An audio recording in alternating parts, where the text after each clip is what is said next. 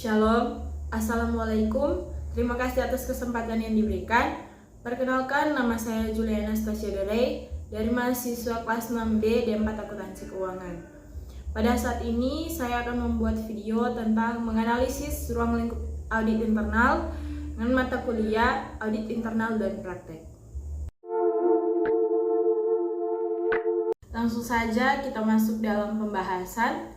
Audit internal adalah proses pemeriksaan yang dikelola secara independen di dalam organisasi terhadap laporan dan catatan akuntansi perusahaan untuk menguji dan mengevaluasi kegiatan organisasi yang dilaksanakan. Ada beberapa definisi dan pengertian audit internal menurut beberapa sumber buku. Yang pertama ada Sawyer. Menurut Sawyer, audit internal adalah sebuah aktivitas konsultasi dan keyakinan objektif yang dikelola secara independen di dalam organisasi dan diarahkan oleh filosofi penambahan nilai untuk meningkatkan operasional perusahaan.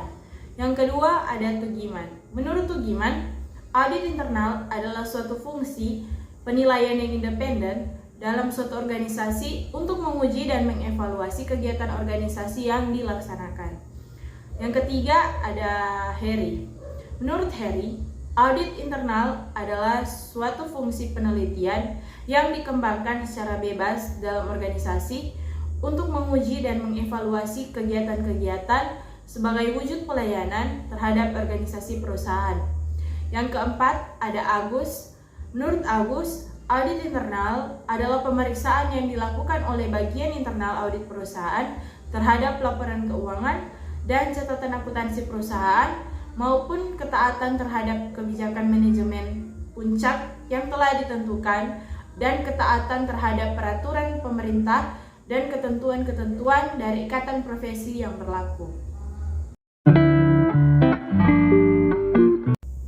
Ada beberapa tujuan audit internal menurut beberapa ahli. Yang pertama adalah menurut Tugiman.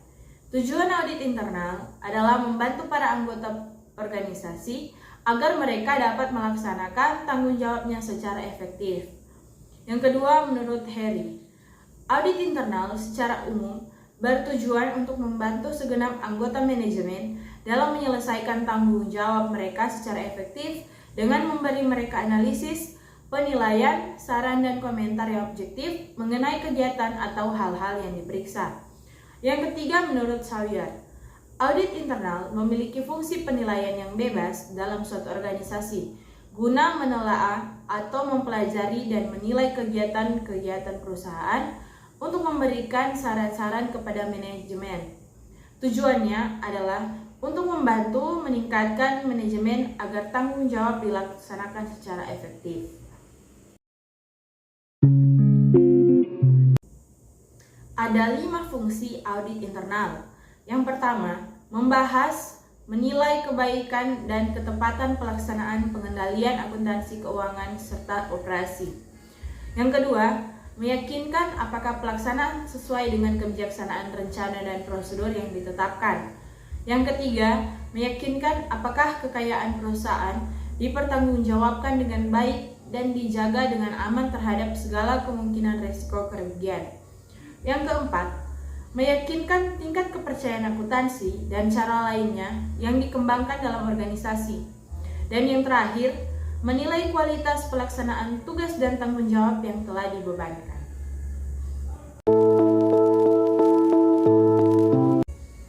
Menurut Guy, pada tahun 2002, ruang lingkup audit internal meliputi pemeriksaan dan evaluasi yang memadai, serta efektivitas sistem pengendalian internal dalam organisasi dan kualitas kinerja dalam melaksanakan tanggung jawab yang dibebankan.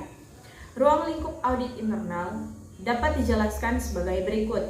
Yang pertama, untuk menelusuri reliabilitas dan integritas informasi keuangan dan operasi, serta perangkat yang digunakan untuk mengidentifikasi, mengukur, mengklasifikasi, serta melaporkan informasi semacam itu.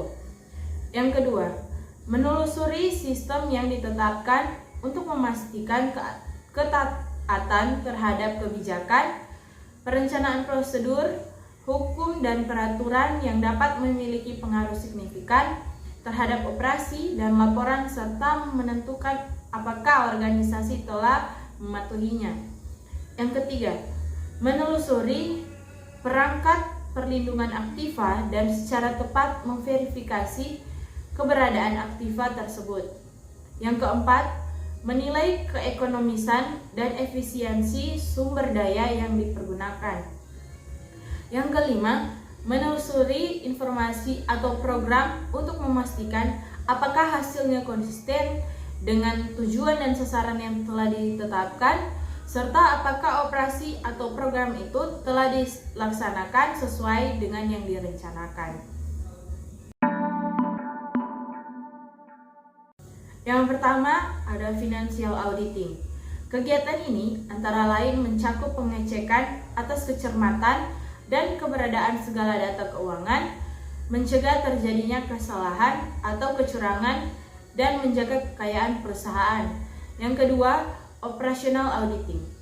Pemeriksaan lebih ditujukan pada bidang operasional untuk dapat memberikan rekomendasi yang berupa perbaikan dalam cara kerja, sistem pengendalian, dan sebagainya.